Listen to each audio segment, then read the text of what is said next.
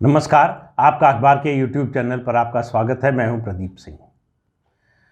केंद्रीय मंत्रिमंडल ने, मोदी सरकार ने एक बहुत बड़ा फैसला किया है और इसका असर आने वाली पीढ़ियों तक होगा। और मेरा मानना है कि ये बड़ा कदम जो है कॉमन सिविल कोड की दिशा में एक बहुत बड़ा कदम है। कॉमन सिविल कोड में जिन चीज़ों की मांग होती है, मुख्य तौर पर क्या होती है कि सभी धर्मों के लिए कानून समान होना चाहिए। जितने भी पर्सनल लॉ हैं वो ख़त्म होने चाहिए। इस दिशा में आप देखिए एक एक करके कदम जो है मोदी सरकार उठा रही है। पहले 3 तलाक का कानून आया। अब केंद्रीय मंत्रिमंडल ने इसी बुधवार को एक प्रस्ताव पास किया है जो बिल के रूप में, विधेयक के रूप में संसद में आएगा। और इसके मुताबिक जो चाइल्ड मैरिज एक्ट है 1978 का, उसमें संशोधन होगा और नया विधेयक आएगा। उसका नाम होगा the prohibition of child marriage act amendment 2021। अब इस बिल के आने का मतलब क्या है समझिए। इस बिल के आने का मतलब है कि अब इसके बाद महिलाओं के लिए भी शादी की उम्र 18 से 21 साल हो जाएगी। अब ये सुनने में बहुत बड़ी बात नहीं लगती कि भाई 18 साल थी, 18 से 21 हो जाएगी, तो इसमें कौन सी बड़ी बात हो जाएगी। लेकिन ये बहुत बड़ी बात है। ज़रा अगर आप इसके अतीत पर नज़र डालें कि पहले क्या होता रहा। ये चाइल्ड मैरिज एक्ट जो है वो 1929 में अंग्रेज़ बहादुर ने बनाया। उस समय उम्र क्या रखी महिलाओं की? उस समय महिलाओं की शादी की उम्र रखी 14 साल। और उसके बाद देश को आज़ादी मिली। देश के सबसे प्रोग्रेसिव नेता जवाहरलाल नेहरू प्रधानमंत्री बने। पाश्चात्य संस्कृति में पले बढ़े। सारी पढ़ाई जो है विदेश में हुई। प्रोग्रेसिव माना जाता था। मॉडर्न आउटलुक की बात करते थे। पुरातनपंथी बातों को नकारते थे। 17 साल प्रधानमंत्री रहे। महिलाओं की शादी की उम्र में कोई बदलाव नहीं किया। फिर इंदिरा गांधी आई। इंदिरा गांधी 1966 से 1977 तक प्रधानमंत्री रही। महिला थी। महिला अधिकारों के बारे में, महिलाओं की परेशानी के बारे में उनको ज़्यादा पता होना चाहिए था, ज़्यादा संवेदनशील होना चाहिए था। उन्होंने भी नहीं किया। 1978 में मोरारजी की सरकार ने किया। जब मोरारजी देसाई प्रधानमंत्री थे, जनता पार्टी की सरकार थी, जिस सरकार को, जिस नेता को पुरातनपंथी और प्रतिगामी माना जाता था, ये माना जाता था कि ये दकियानूसी व्यक्ति है, उसने महिलाओं की शादी की उम्र 14 से बढ़ाकर 18 की। दुनिया भर में, देश में तमाम संगठन हैं, एनजीओ हैं, पॉलिटिकल पार्टीज़ हैं, महिला अधिकारों की बात करते हैं, महिलाओं को बराबरी का अधिकार देने की बात करते हैं। लेकिन किसी के दिमाग में, किसी के मन में ये बात नहीं आई कि शादी की उम्र में ये फ़र्क क्यों होना चाहिए। पुरुषों की उम्र जो है वो 21 साल है, महिलाओं की 18 साल क्यों है। तो अब ये जो विधेयक आ रहा है वो संविधान के जो डायरेक्टिव प्रिंसिपल्स हैं और संविधान के जो फंडामेंटल राइट्स हैं उनके मुताबिक होगा। ये जेंडर इक्वलिटी की दिशा में बहुत बड़ा कदम होगा। इससे असर क्या होगा, आप इस बात का अंदाज़ा लगाइए कि इससे महिलाओं को, ये जो जल्दी शादी के चक्कर में उनका पढ़ाई, उनका करियर, इस सब पर असर पड़ता था, उससे उनको छुटकारा मिलेगा। उन्हें भी अपना जीवन अपने तरह से जीने का अवसर मिलेगा। एक बात। दूसरी बात क्या होगी कि महिलाओं के लिए अभी तक जो स्थिति थी कि कम उम्र में शादी हो जाती थी, पढ़ाई रुक जाती थी, जल्दी माँ बन जाती थी, देश में मैटरनल मॉर्टेलिटी रेट और child mortality rate, infant mortality rate, इन दोनों पर असर पड़ेगा। और ये बात केवल कोई हवा में नहीं कही जा रही है। ये उम्र में बदलाव का असर का इससे अंदाज़ा लगाइए कि 1951 में मातृत्व, जो मैटरनल मॉर्टेलिटी रेट थी, वो प्रति 1000 116 थी और ये 2019-20 में आकर जो है 35 पर आ गई। इसके अलावा जो प्रधानमंत्री नरेंद्र मोदी का नारा है बेटी बचाओ बेटी पढ़ाओ, दरअसल बेटी बचाओ यही है बेटी बचेगी तब जब उसको कम उम्र में शादी के बंधन में नहीं बंधना पड़ेगा, शादी की जिम्मेदारी नहीं आएगी, परिवार की जिम्मेदारी नहीं आएगी, उसको पढ़ने का अवसर मिलेगा। 18 साल मतलब 12वीं पास। आप देखेंगे कि इसीलिए ज़्यादातर लड़कियां या तो 10वीं पास हैं, 12वीं पास हैं, उससे ज़्यादा पढ़ने वाली लड़कियां कम हैं। ऐसे दौर में जब लड़कियां किसी भी क्षेत्र में लड़कों से पीछे नहीं हैं, हर क्षेत्र में मुकाबला कर रही हैं, आगे निकल रही हैं बहुत से क्षेत्रों में, ऐसे दौर में भी शादी की उम्र सिर्फ 18 साल होना ये महिलाओं के विकास में सबसे बड़ी बाधा है।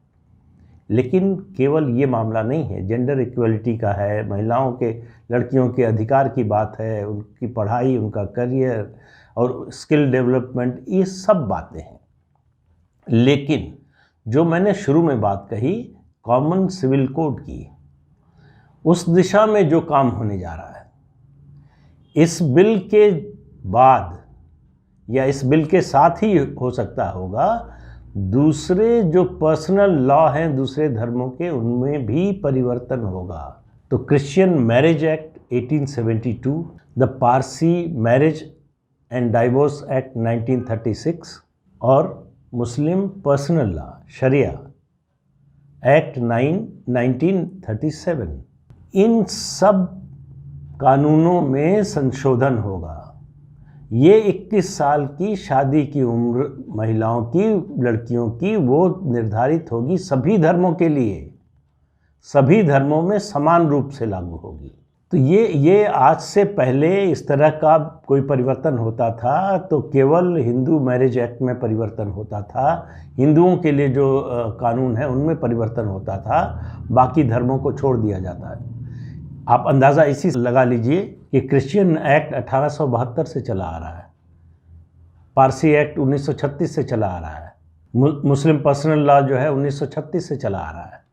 आज़ादी के बाद से किसी सरकार ने हिम्मत नहीं की इसमें बदलाव लाने की, इसमें संशोधन करने की, इसकी संशोधन की बात करने की भी, संशोधन तो छोड़ दीजिए। किसी ने हिंदू कोड बिल आया, जवाहरलाल नेहरू प्रधानमंत्री थे, लेकिन मुस्लिम पर्सनल लॉ में बदलाव लाने की, उसमें सुधार लाने की कोई कोशिश नहीं हुई। इसीलिए कॉमन सिविल कोड जो है लागू नहीं हुआ, बावजूद इसके कि डायरेक्टिव प्रिंसिपल्स में संविधान के शामिल है, बावजूद इसके कि दो बार सुप्रीम कोर्ट इस दिशा में सरकार को कह चुका है कि कॉमन सिविल कोड बनना चाहिए संविधान की भावना के अनुरूप, नहीं बना अभी तक। जैसे ही आप कॉमन सिविल कोड की बात करते हैं वैसे ही होता है कि एक धर्म के खिलाफ कानून बनने जा रहा है। कोई इस बात की बात नहीं करता कि ये बराबरी का सिद्धांत होगा, किसी भी धर्म के आप हों, सबके लिए कानून एक होगा। जब संविधान एक है तो कानून अलग अलग धर्मों के लिए कैसे हो सकता है? तो इसकी बात पहली बार अगस्त 2020 में प्रधानमंत्री नरेंद्र मोदी ने लाल किले से की। उन्होंने कहा कि सरकार इस पर विचार कर रही है। उनके इस भाषण के बाद सरकार ने नीति आयोग के साथ एक टास्क फोर्स बनाई। जया जेटली उस टास्क फोर्स की जो है वो अध्यक्ष बनी। उसने तमाम यूनिवर्सिटीज़ और इस एज ग्रुप के लोगों से, एनजीओ से, तमाम लोगों से बातचीत करके, स्टडी करके एक रिपोर्ट तैयार की। उसमें बहुत सी बातें हैं, उसमें सबसे बड़ी बात ये थी, ज़्यादातर उसमें ये कहना था रिपोर्ट में ये कि मांग ये थी कि 22 से 23 साल किया जाए, लेकिन फिर तय हुआ कि चूँकि लड़कों की, पुरुषों की जो है शादी की उम्र 21 साल है तो महिलाओं की भी की जाए, बराबर हो। तो बराबरी का अधिकार देना जेंडर इक्वलिटी के लिए। तो ये तय हुआ कि दोनों की शादी की उम्र एक ही होगी, 21 वर्ष। अब इस कानून के बारे में नीति आयोग की रिपोर्ट है, टास्क फोर्स की रिपोर्ट आ गई और कैबिनेट ने ये प्रस्ताव पास कर दिया कि इस पर जो है विधेयक आएगा। पूरी उम्मीद है कि संसद के बजट सत्र में इस पर विधेयक पेश होगा सदन में। और आपको याद हो तो पिछले बजट भाषण में अपने वित्त मंत्री निर्मला सीतारमण ने भी इसका जिक्र किया था और कहा था कि सरकार इस पर विचार कर रही है कि महिलाओं की शादी की उम्र 21 साल कर दी जाए। अब ये प्रस्ताव चूँकि कैबिनेट से पास हो चुका है, इसलिए इस पर विधेयक आना तय है। विधेयक आएगा तो उसका पास होना भी तय है, उसका कानून बनना भी तय है। तो कॉमन सिविल कोड की की दिशा में ये एक बड़ा और अहम कदम है। अहम कदम इसलिए कह रहा हूँ कि शरिया कानून में, मुस्लिम पर्सनल लॉ में किसी भी संशोधन की बात जो है आग में हाथ डालने जैसा माना जाता था। उसको इतनी शांति से और इतने सहज ढंग से मोदी सरकार ने किया है कि लोगों को अभी समझ में नहीं आ रहा है कि हुआ क्या है।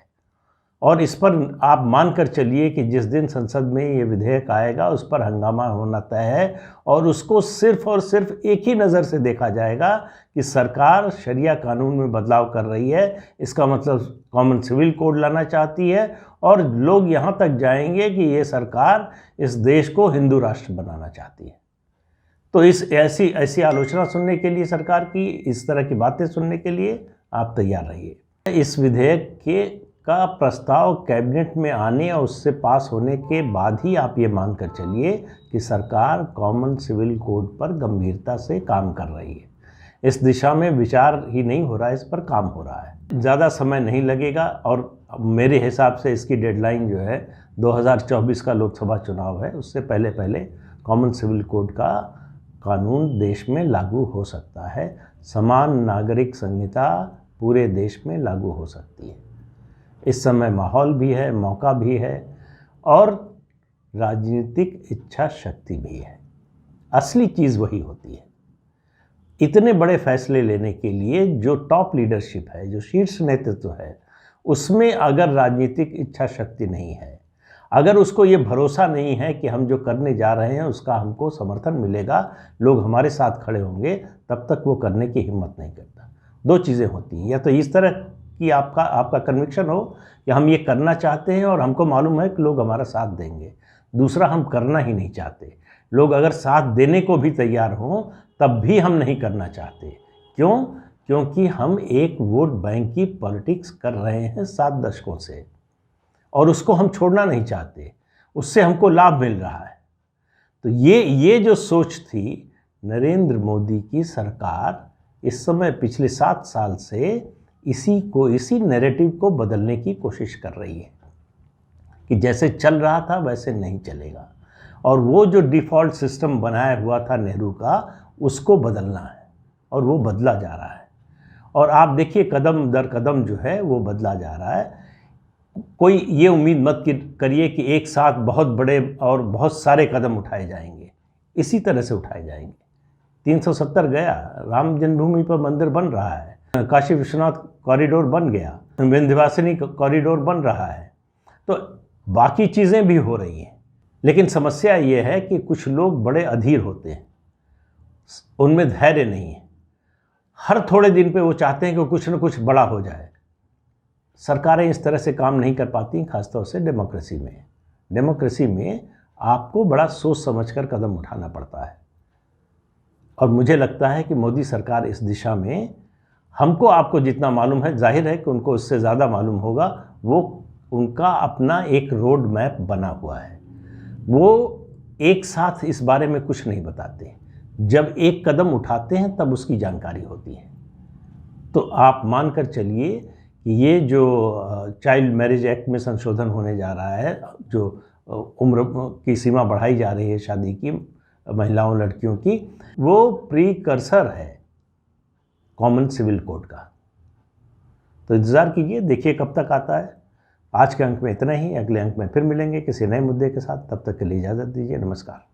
आपसे अनुरोध है कि ये चैनल देखिए, शेयर कीजिए, लाइक कीजिए और सब्सक्राइब ज़रूर कीजिए। नमस्कार।